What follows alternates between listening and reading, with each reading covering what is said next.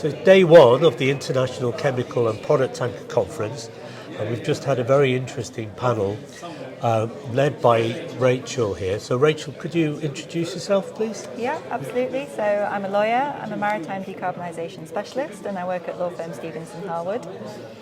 My job essentially involves helping owners, charterers, shipbuilders, financiers, insurers, etc. understand decarbonisation regulations, implement decarbonisation actions in contracts, and deal with any disputes arising.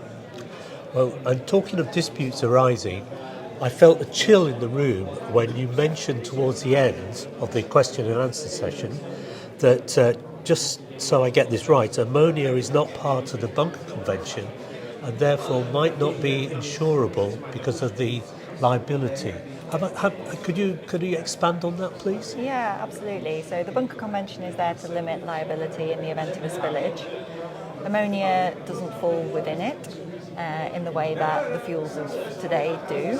This is an issue that's being actively looked at by the CMI, the Comité Maritime International.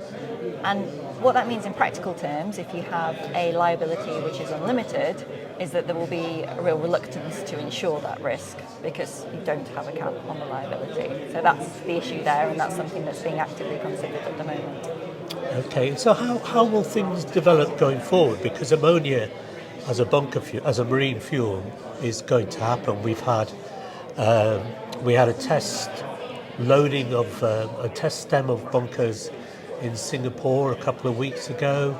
We had a STS transfer of ammonia off South Africa, I think it was last week.